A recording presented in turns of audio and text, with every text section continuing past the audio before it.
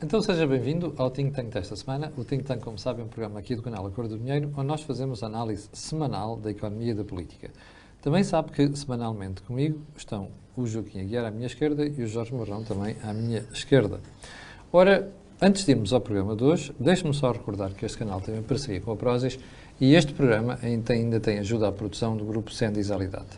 Ora, a pergunta seguinte é: qual o menu do programa de hoje? Olha, são dois temas. O primeiro, a história da mudança do regime político em Portugal. Mas há mesmo uma mudança de regime ou é um mero retorno à sua fórmula inicial? Em segundo lugar, qual é a solução para este impasse de dois veteranos de Abril que se realizam passados estes anos todos e não sabem como se livrarem um do outro? Joaquim Guerra, vamos lá para o primeiro tema primeiro. Ora bom, a ideia de que há uma mudança do regime é sugerida por um observador qualificado que está a observar o regime desde a sua fundação, que é o António Barreto. E quando ele diz que está em curso uma mudança do regime, poder-se interpretar que era uma mudança automática por efeito do tempo. Mas, de facto, não é isso que ele refere. Ele refere uma coisa mais profunda, que é: está a mudar porque... A orgânica está a mudar. Mas, ao referir como é que está a mudar, acaba por reconstruir o que foi a origem do regime. E, portanto, de facto, não há uma verdadeira mudança, há um retorno à origem. E o que era a origem?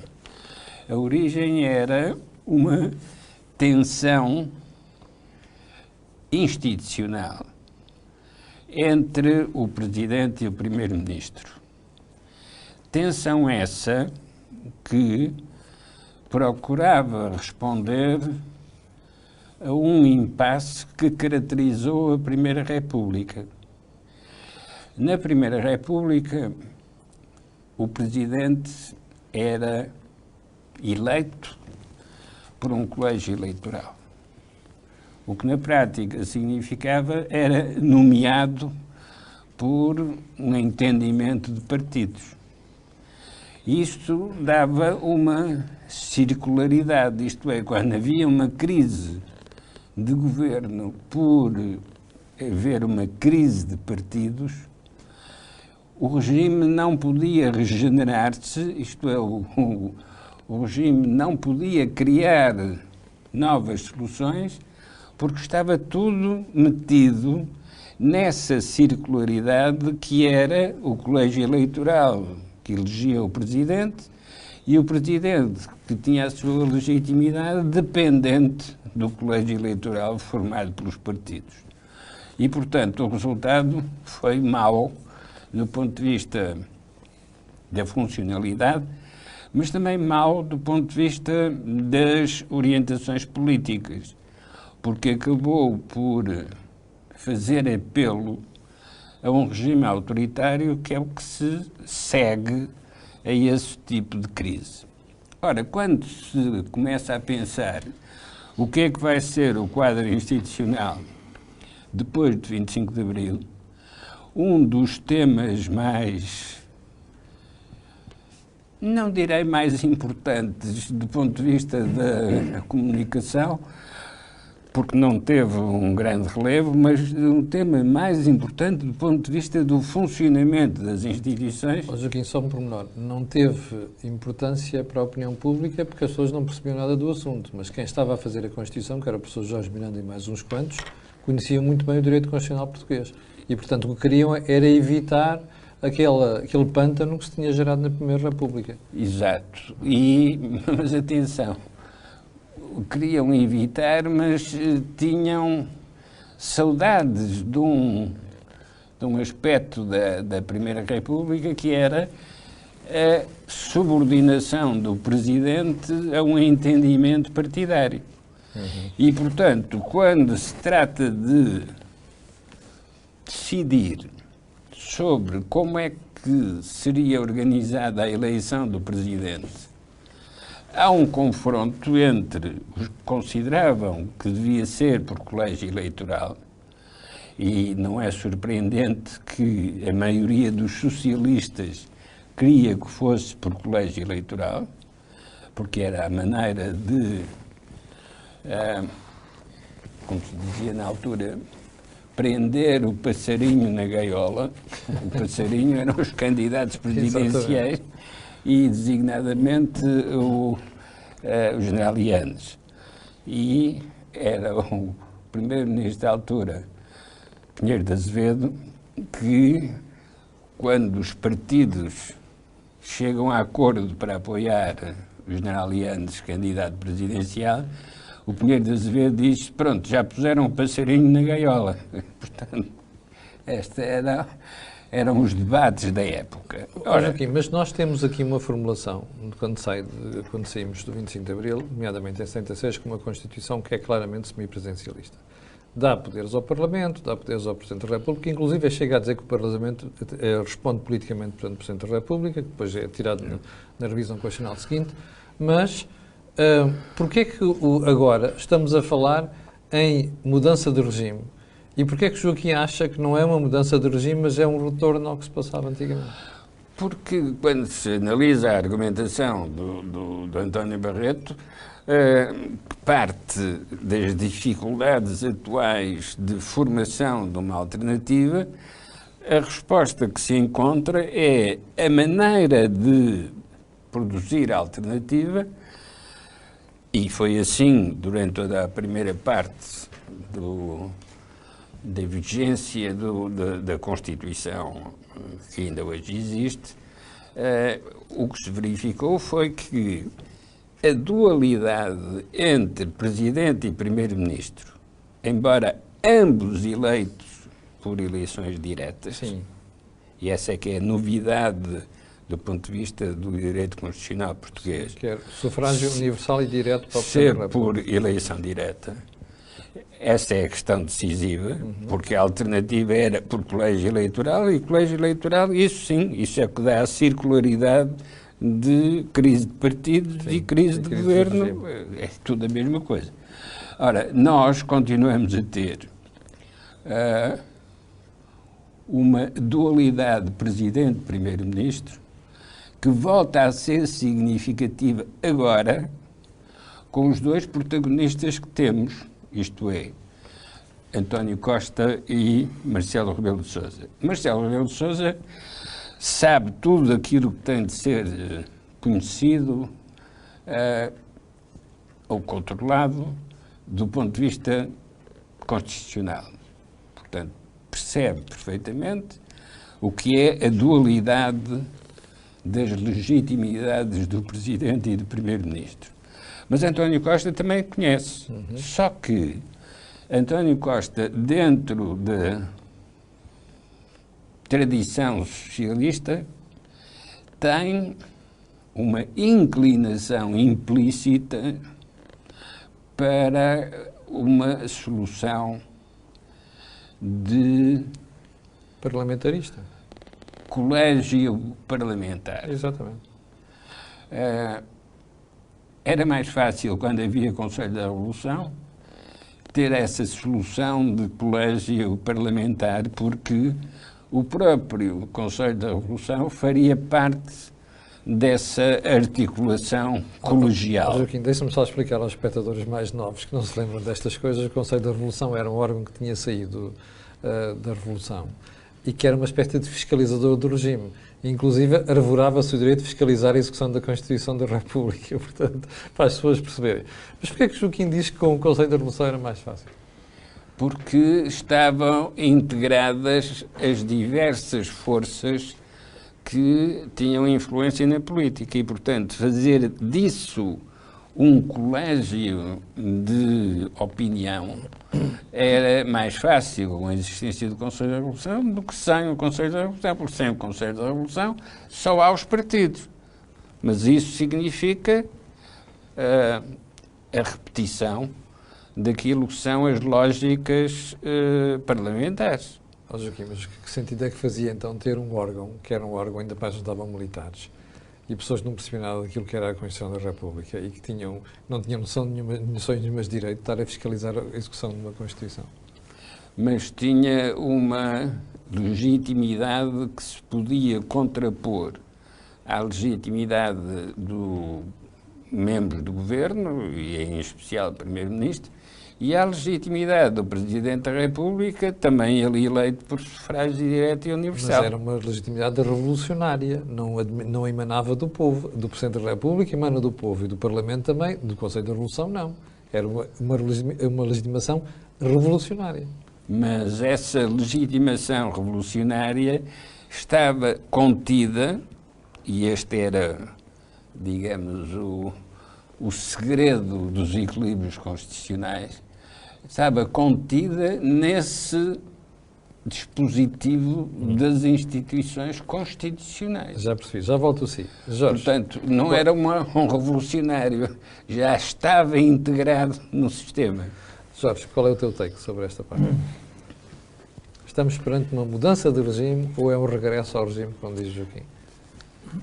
Ainda bem que o Joaquim trouxe à conversa este texto de António Barreto e eu atrevia-me a lê-lo de forma um bocadinho distinta.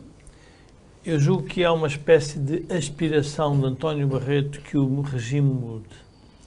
Eu também parece. Porque António Barreto há pouco tempo tinha feito uns textos que era sobre que o governo não devia cair porque deviam cumprir o ritual democrático e devia ser remodelado.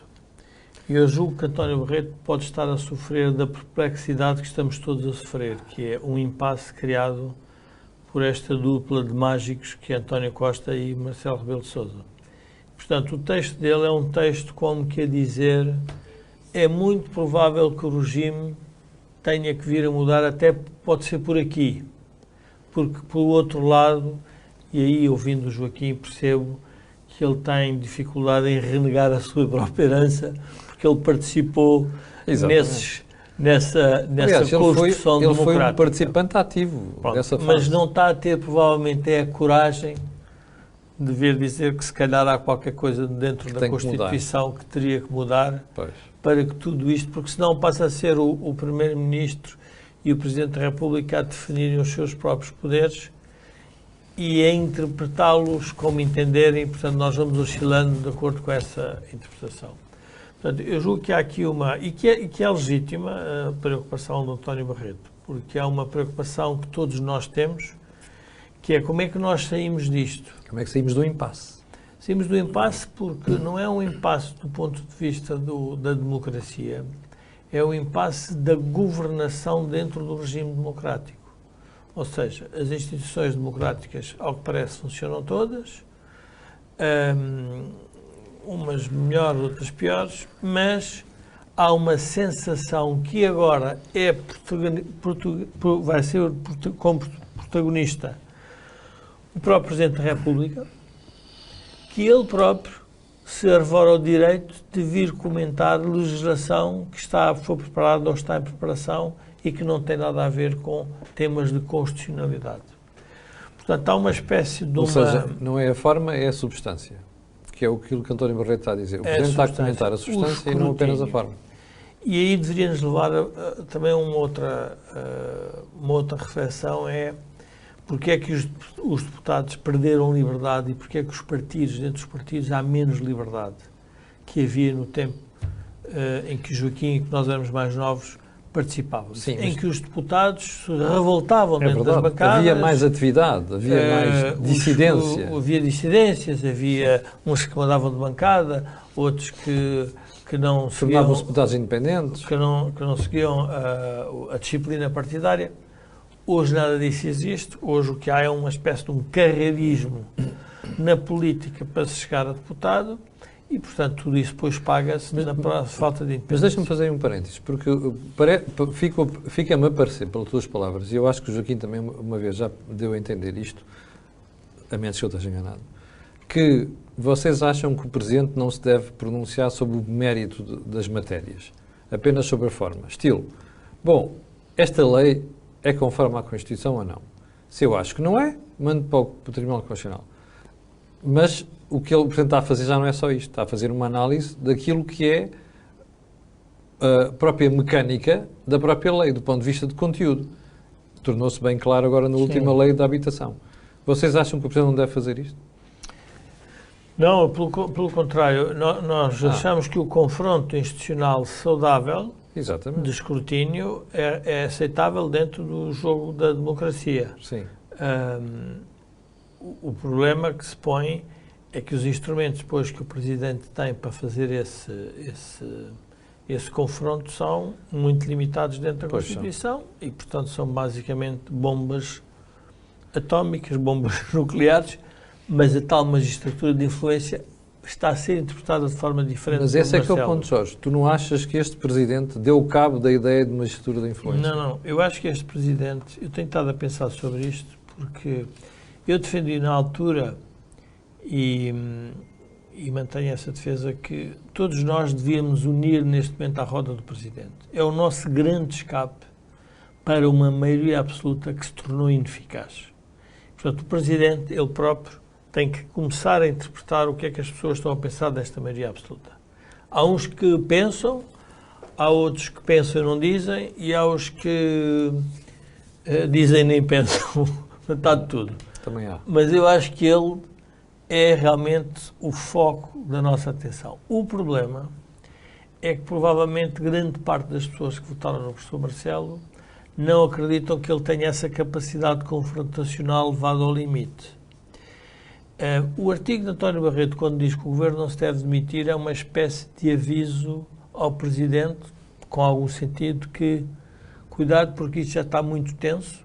O próprio Cavaco Silva há um momento que diz eu não vou falar mais para não agitar mais as águas. Portanto, toda a gente está a ter algum cuidado porque perceberam que António Costa, com a geringonça, o Partido Socialista tornou-se um partido revanchista. E que é mau numa democracia. Os partidos não têm que ser revanchistas em relação aos outros. Têm que governar de acordo com os seus programas e não têm que estar ali quase que a demonizar e a dizer que as pessoas não deviam existir na política. Portanto, eu acho que toda a gente está com algum cuidado sobre isso e o Presidente está a fazer esse trabalho de... Nós provavelmente não estamos a conseguir perceber ou entender que ele tenha a capacidade para fazer o Governo mudar, que era, no fundo, o objetivo do Presidente. No final do dia, o Presidente dirá eu até vos ajudei a vocês serem melhores governos. Sim, Jorge, mas não é a interpretação que António Costa está a fazer. Pois não, mas o Governo não está a mudar porque, entretanto, sabe que não tem pressão suficiente do outro lado. Porque, entretanto, houve alguém que andou com o Governo ao colo durante quase 7 anos. Mas agora é difícil dar a volta. Mas, Camila, há aqui uma outra dimensão que eu gostava de introduzir, porque acho que ajuda aqui a perceber ou poderá ajudar a perceber uma parte deste artigo de António Barreto. É, de repente, há uma necessidade de várias candidaturas de direita a aparecerem.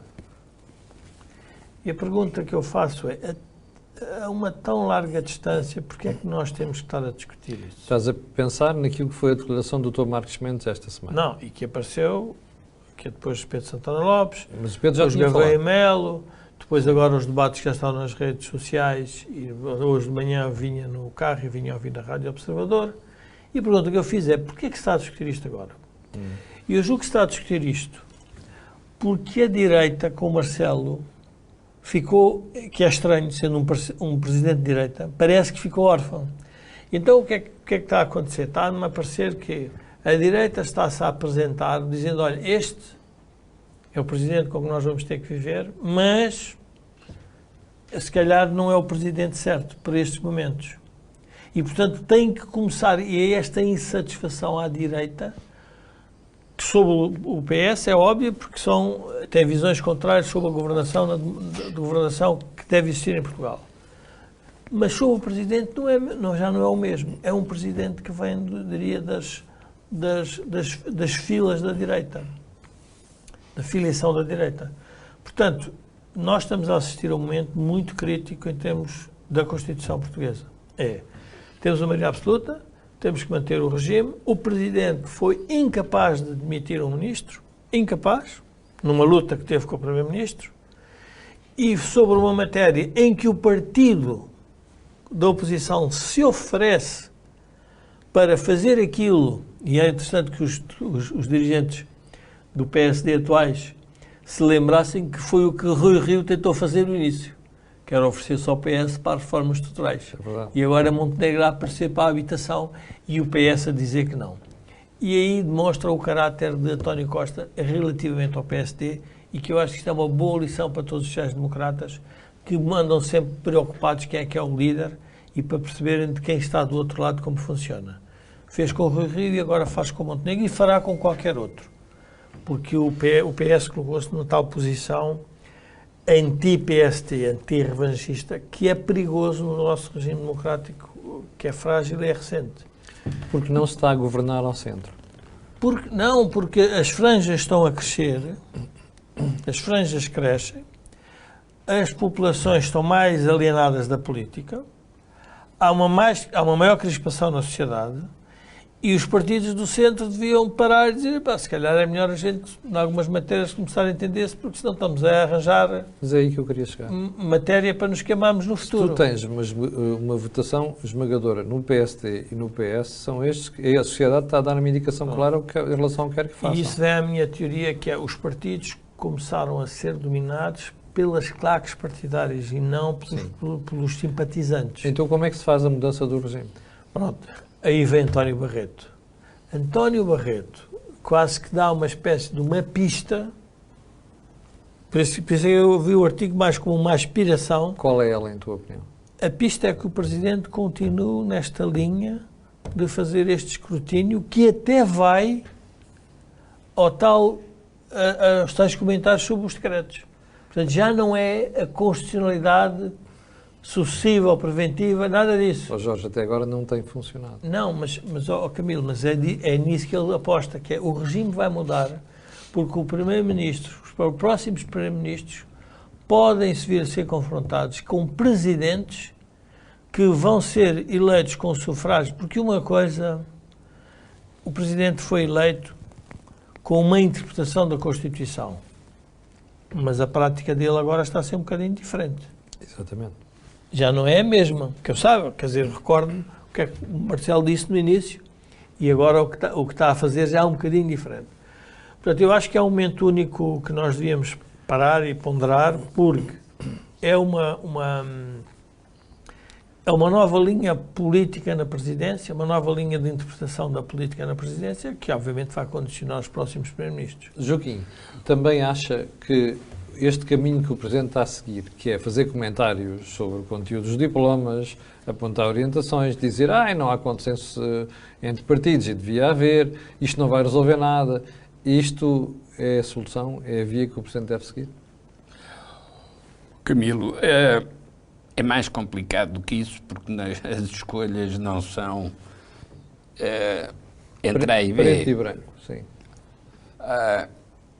O que é estranho nas declarações do Presidente é que terá sido a primeira vez que o Presidente diz expressamente este diploma, o diploma da habitação, não tem problema de constitucionalidade, mas eu ponho um obstáculo político. Porque é o conteúdo que está em causa. Portanto, é o conteúdo político que está em causa. Aliás, ele até vai mais longe, Joaquim. Ele diz mesmo, daqui a 2 ou 3 anos cá estaremos, porque eu acho que isto não vai funcionar. Ora bom, só que um presidente não é um apostador nos jogos da Santa Casa da Misericórdia. Um presidente da República, quando aponta um caminho, não pode falhar, não pode fracassar. Lembra-se, por exemplo, no caso francês, um presidente que decide fazer um referendo e perde o referendo, tem como penalização renunciar ao mandato. Joaquim, posso-lhe pedir só uma pausa? Não se esqueça do que ia dizer, para recuar um bocado no tempo. O Joaquim começou com a Primeira República. Na Primeira República tivemos figuras como Manel Arriaga, Teófilo Braga, Sidónio Pais, que acabou assassinado, que pretendia mudar a Constituição e fazer o sufrágio direto universal. Depois, no Estado Novo, com a Constituição de 33, tivemos o Marechal Carmona, Craveiro Lopes, Américo Tomás, e depois na democracia, começamos com o Ramalhano, já vamos com uma série de presidentes. Bom, o Joaquim, quando olha para isto, quando olha para trás, e quando há bocado tentava dizer que nós estamos que não estamos perante um novo regime, estamos perante o regresso ao anterior regime, há aqui uma falha epistemológica quase. Porque, por exemplo, se nós formos ver a Constituição de 33, quem olhar para a Constituição fica a pensar, isto é um regime fantástico. Olha, está aqui separação de poderes entre Parlamento, Presidente, a Justiça e o Poder Executivo, e depois na volta nós sabíamos que o Presidente do Conselho, que era o Primeiro-Ministro, controlava o Presidente da República, e que a Justiça obedecia a critérios muito estritos. Ou seja, como é que nós podemos dizer que estamos perante o regresso à natureza inicial do regime, sabendo que existiam todas estas limitações? Camilo, o problema com o Estado Novo era a legislação de exceção. Isto é, quando havia uma necessidade, sim, inventava-se uma legislação de exceção. Ou então, as jogadas, como o Joaquim já contou aqui, do Salazar, que um dia lhe perguntaram qual é o resultado das eleições e ele abriu a gaveta e tinha duas soluções. Estes são os resultados, depois fechou a gaveta, pegou noutro maço de papéis e diz, estes são os resultados com que vamos trabalhar. Exato. Bom, portanto, esta é o máximo do exercício do poder, é inventar a própria realidade com que o poder vai trabalhar. Não é? Bom, agora, voltando à atualidade, o que o Joaquim estava a falar da forma como eu como estava a falar voltar à origem do nosso sistema constitucional, é porque na origem do nosso sistema constitucional está esta dualidade entre Presidente e Primeiro-Ministro, que, por sua vez, não surge por acaso. Surge porque é necessário estabelecer uma estrutura de ordem num período em que tudo está em movimento. E, portanto, as lógicas revolucionárias entram em competição com as lógicas institucionais. E chegamos a ter o paradoxo que é uma instituição revolucionária, era o Conselho da Revolução. Bom, nós agora entramos numa outra situação de exceção, que é um Presidente da República que diz expressamente isto é um diploma constitucional, mas eu considero que politicamente não posso concordar com este diploma. Portanto, introduz a sua legitimidade política própria contra a legitimidade do Parlamento que votou esse diploma. Ó Joaquim, para mim isso não é novidade nenhuma. Eu já tinha idade suficiente para ver Ramalhantes fazer isso, para ver Mário Soares fazer isso, para ver Cavaco fazer isso e até Jorge Sampaio. Qual é a novidade? Só que quando fazem isso, justificam politicamente com a conjuntura da época essa decisão que tomam. Enquanto que agora nós estamos numa situação mais complexa justamente porque há maioria absoluta no Parlamento.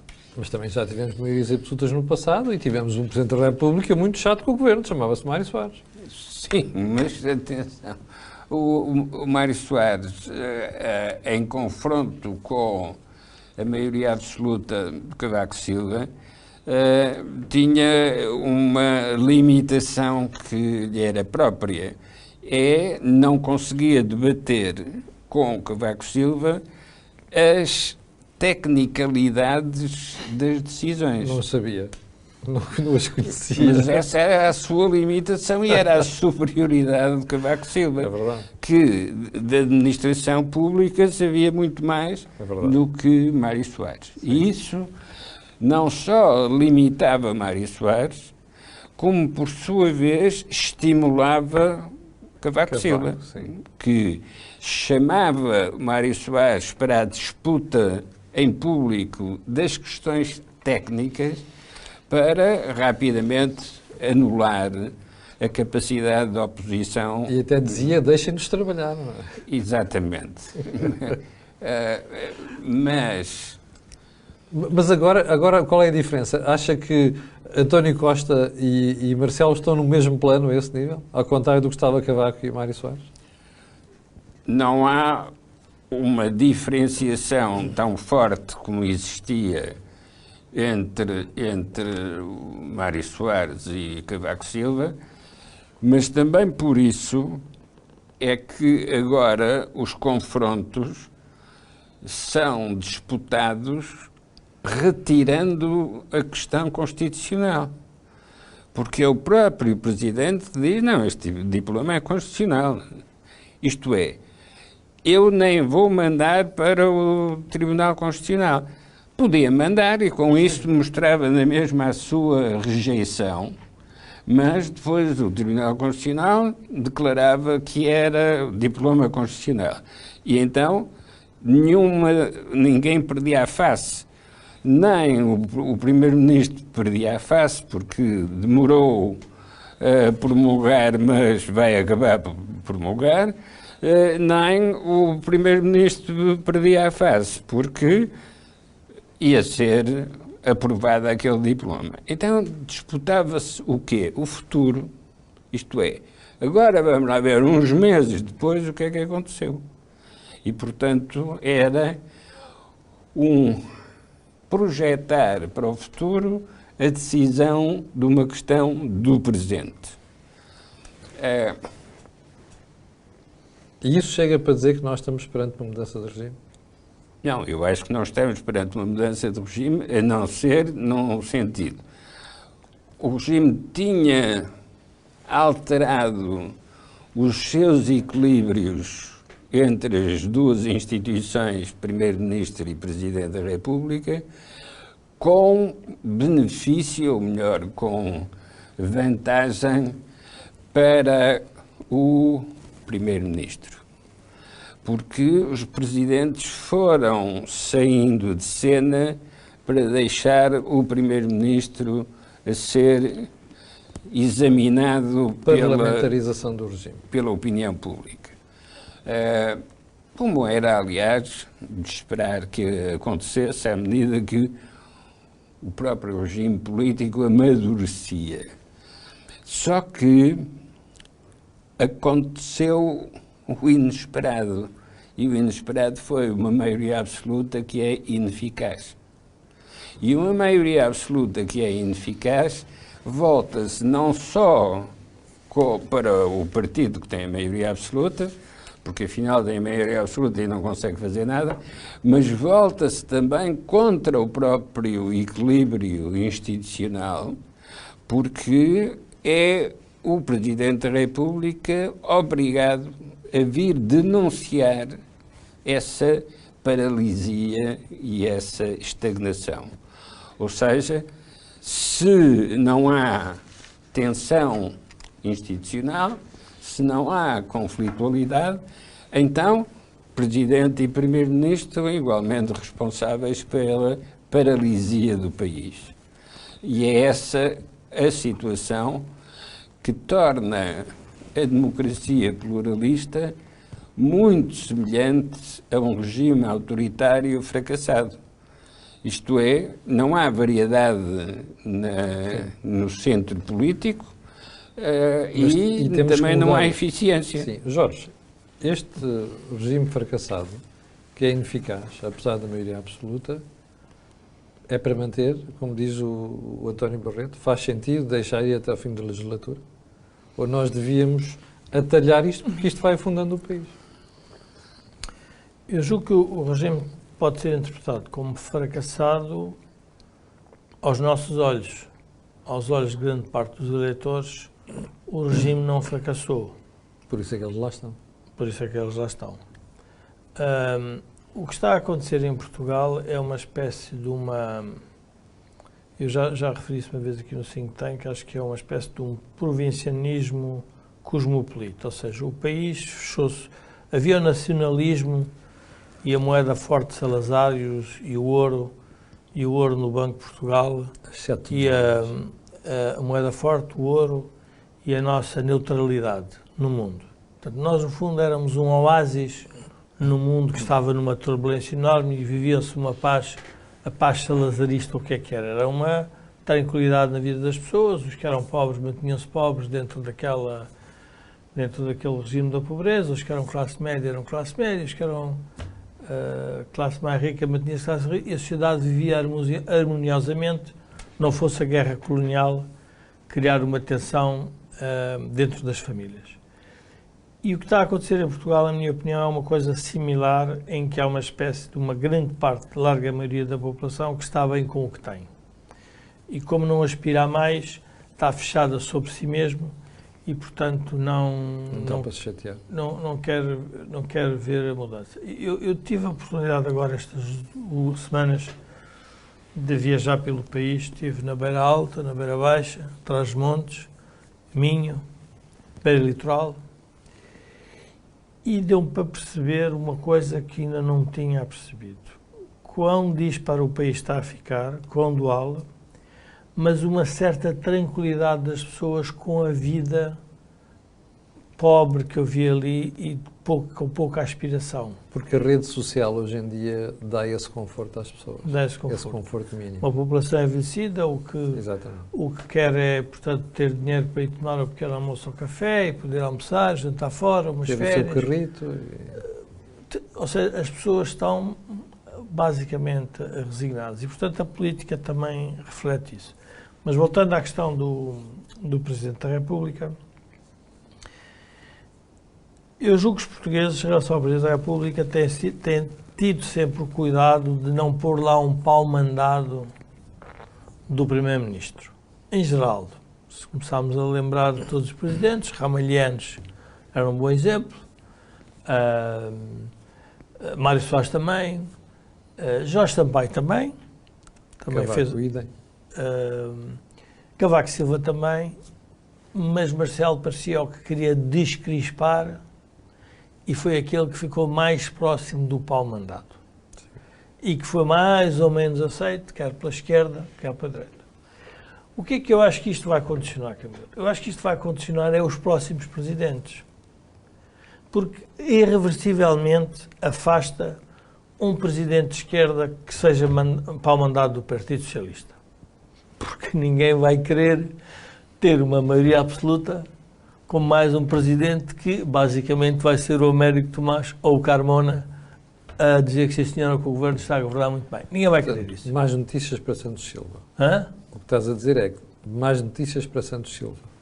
Não, o Santos Silva nem está nas sondagens quase. Porquê? Porque todas as pessoas percebem que basicamente é um funcionário do partido que diz aquelas coisas e faz o que o chefe lhe manda para cumprir a sua devota ordem em relação ao chefe. Portanto, eu acho que aí está resolvido. À direita vai ser também um problema. Porquê? Porque tem que aparecer um presidente, ou um potencial presidente, que tenha uma capacidade de fazer pontes com o Partido Socialista e com o resto do eleitorado, mas que ao mesmo tempo não sejam vistos como Marcelo Rebelo de Sousa. Porque Marcelo Rebelo de Sousa agora vai ser acusado, o que é estranho, é de excesso de exercício de poder presidencial, coisa que não fez nos últimos 7 anos. Portanto, ele vai ser acusado, quando ele agora é que provavelmente está a sentir, eu agora vou ter que fazer isto porque estes senhores estão mesmo ineficazes. E, portanto, nós vamos ter uma situação paradoxal. Ele já não sei se recupera o mandato, no sentido em que as pessoas se voltam a ligar ao professor Marcelo, mas ao mesmo tempo vai fazer o caminho que toda a gente está a ver que ele está a querer fazer. O Joaquim há pouco referiu a questão do veto político, e o veto político é assintoso, não é um veto político... Inóculo. É um veto político assintoso porque é um veto com uma grande natureza constitucional, na minha opinião, que é, ao centro, há matérias que os dois partidos têm que se entender.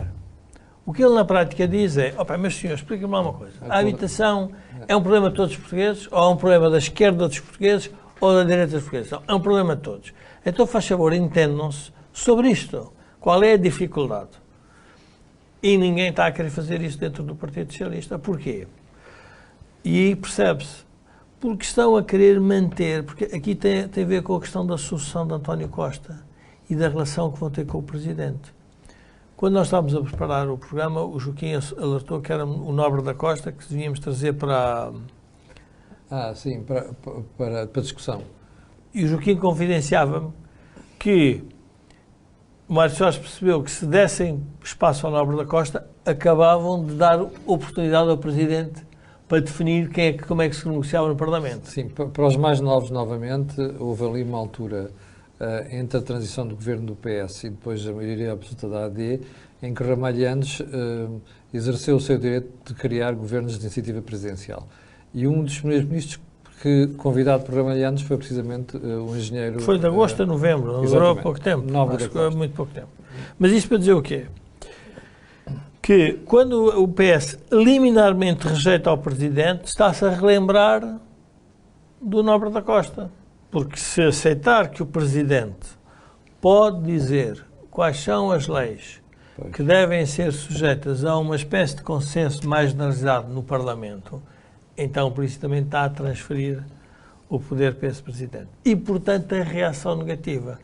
Então os dois, vamos ver, o problema disto, Camila, é que nós é que somos os, como diz aquele ditado africano, quando dois elefantes lutam, quem se lixa é o capim. A formiga. Quem se lixa é a formiga. É verdade. Que é pisado. E são pisados. Nós estamos no meio de uma luta entre o Presidente e António Costa. Um quer afirmar o seu poder relativamente à legitimidade do Presidente. E o outro porque quer interferir, obviamente, na governação, porque acha que não está a correr bem e acha que tem legitimidade, pode dizer, porque a Constituição lhe permite isso. E, portanto, nós estamos aqui no meio destas duas personagens e qual é a solução para isto? Nós temos mesmo um regime bloqueado e temos um governo ineficaz, uma maioria absoluta ineficaz. Seguir o ritual democrático e afastar aqueles que não têm sucesso. Mas antes de chegar ao fim da legislatura ou deixando de chegar ao fim da legislatura? O fim da legislatura, Camila, é um pouco indiferente, porque o próprio PS... Há uma coisa que parece também evidente. Os partidos têm um instinto de sobrevivência muito elevado. Sim. Quando o PS começar a perceber que isto pode dar mau resultado nas próximas eleições, é ele próprio provocar uma crise para tentar encontrar a sua solução. Porque, no fundo, é isso que sempre acontece. Se ele achar que deve continuar, vamos lá ver, o que aconteceu, temos que nos lembrar que o PS, teoricamente, estava bem, a geringonça estava bem. Houve um momento em que a tensão foi de tal ordem dentro da geringonça e, portanto, esta tensão agora só se pode originar dentro do Partido Socialista. O maior problema que nós temos na política portuguesa é que a tensão que deveria existir no regime não era uma tensão entre o governo e a oposição. Era uma tensão no Partido Socialista relativamente àquilo que o António Costa está a fazer ao Partido Socialista. Mas tu estás a dizer isso já há alguns não, há muitos meses e até agora não vimos nada. Porquê é que achas que é isso? Que isso é? Pelas razões que eu há pouco dizia, porque é que hoje os deputados não são independentes dos diretórios partidários. São paus mandados. Ou seja, a distribuição de recursos numa sociedade pobre, fragilizada e dependente tem muito valor. Portanto, é o primeiro-ministro que distribui cargos, títulos, funções, prebendas, mordomias. Ele que faz isso tudo e as pessoas vivem isso. Esse é hoje o drama. O drama que eu vejo na sociedade portuguesa é que há muito pouca energia para as pessoas se revoltarem contra o status quo. Porque a geração mais envelhecida, que é aquela que eu vi no interior, basicamente quer garantia da saúde e da pensão.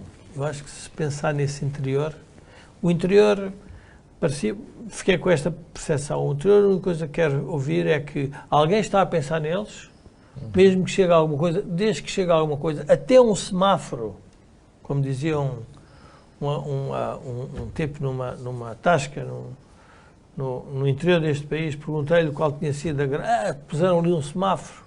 O semáforo foi uma coisa relevante porque atropelavam a criança numa estrada que passava vários carros. Portanto, isso já é uma conquista para aquela pessoa, para aquelas populações. Se mantiver a saúde e as pensões, as pessoas não chateiam. As pessoas chateiam. A grande efervescência em Portugal vai estar provavelmente no litoral, como sempre esteve, mas muito mais concentrado em Lisboa, no Porto, talvez em Braga, que aí também vi realmente em Braga, vi uma certa dinamismo. Sim, é uma exceção. Que me alegrou, não é? É uma exceção. Me alegrou. É uma exceção, há ali 3 ou 4 polos no país, que é em Braga, em Aveiro, em Leiria e mesmo e no Fundão, que são exceções a tudo isto. Mas deixa-me voltar à questão das presidenciais, porque há bocado pegaste no tema dos candidatos à direita. Marques Mendes, que todos nós sabemos que sonha com a presidência da República, esta semana deu um ar da sua graça e saiu do armário independente, isso obviamente, entre aspas, aliás, e veio dizer, eu estou aqui. Não diz que vai ser, mas diz, eu estou aqui. Se for preciso, se fizer sentido, cá estarei. Tu achas que isto tem a ver com o facto de Santana Lopes ter começado a falar das presidenciais um pouco antes, ou achas que tem a ver com esta história da renovação do regime que vocês começaram por falar? Provavelmente não, quer dizer, não tenho o oráculo para isso, mas eu acho que é uma confluência de várias coisas. Acho que há um setor da sociedade que está insatisfeita, percebe que, do ponto de vista do discurso político do PSD, ainda não é suficiente para fazer a mudança e concentram-se muito na ideia da presidência da República. E, portanto, eu acho que essa movimentação é alguém que quer corporizar ou quer, no fundo, galvanizar-se com a insatisfação que já existe, uma insatisfação ao centro. Porque há aqui um tema que nós vamos ter que debater, que é a insatisfação agora. Não vai ser uma insatisfação extremista. Ou seja, a satisfação extremista é uma insatisfação sobre temas fraturantes para polos muito concretos. Ou seja, quando eu começo a pensar no tema que o Chega, designadamente, ou o Bloco, o fazem, eu estou aqui parado porque são os dois extremos do sistema político português, são coisas muito concretas que se quer discutir.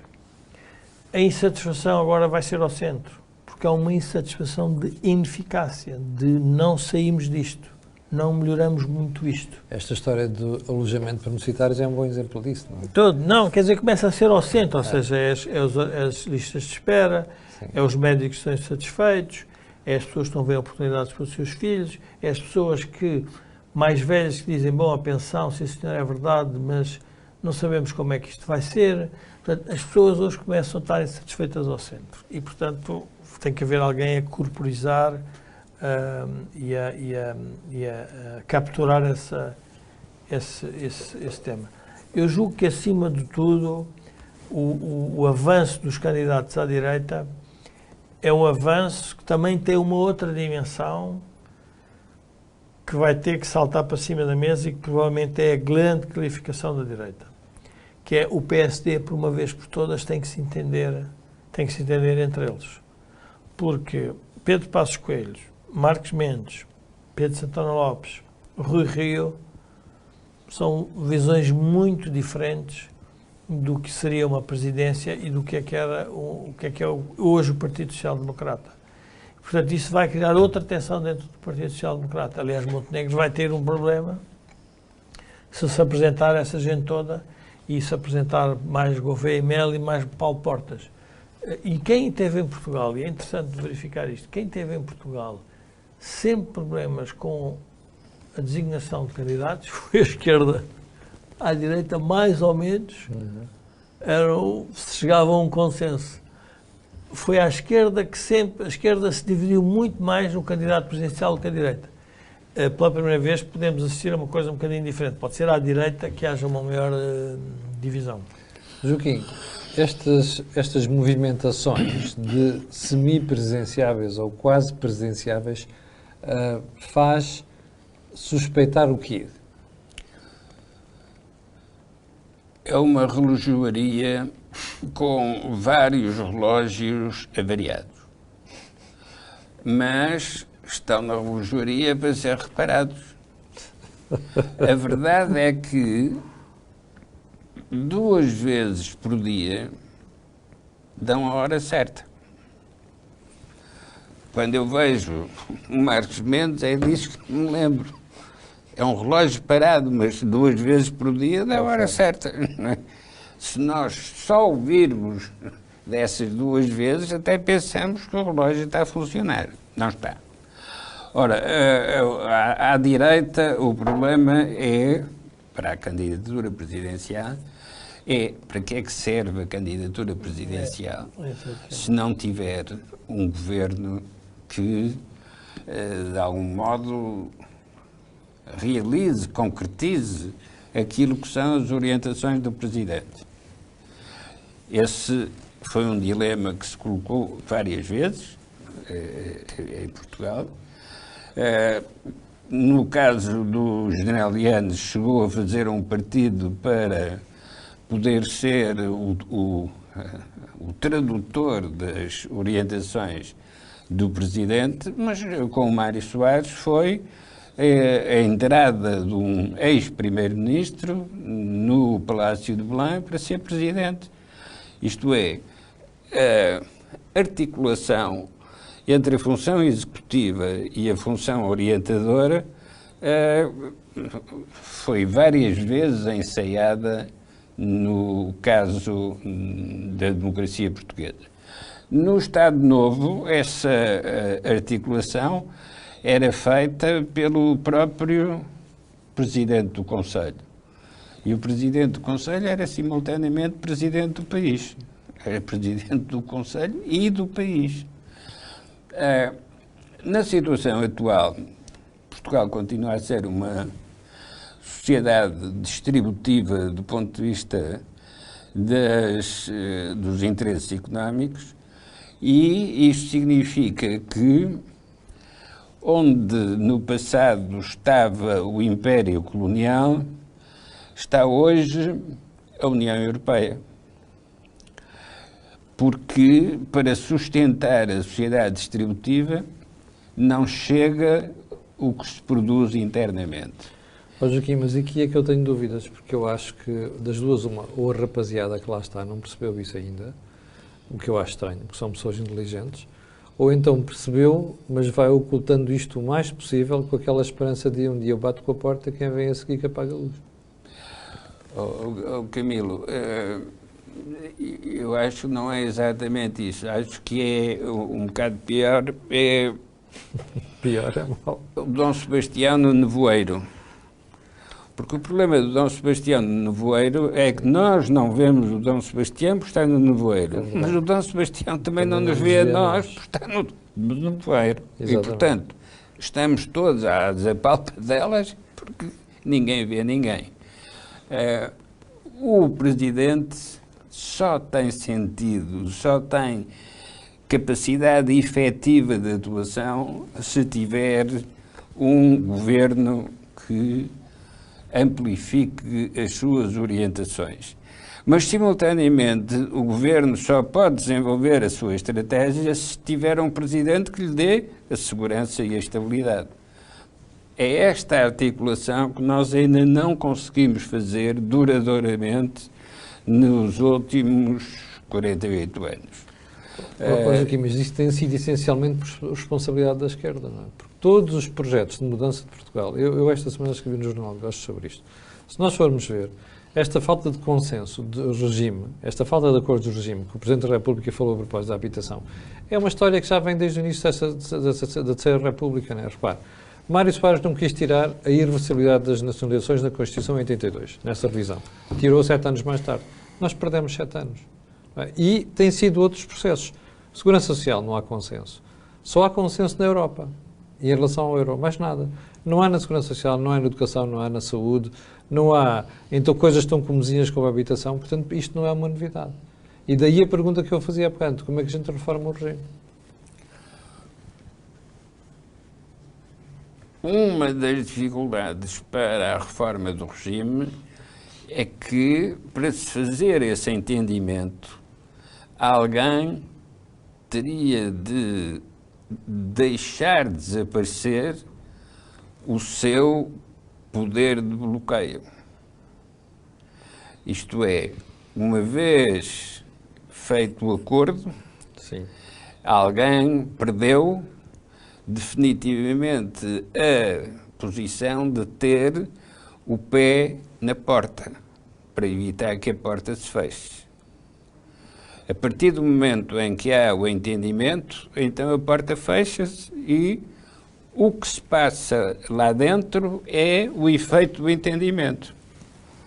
Mas já não há ninguém que se possa apresentar como aquele que é necessário para que haja o entendimento. Mas não é isso que está a acontecer. Mas foi essa a função do Partido Socialista.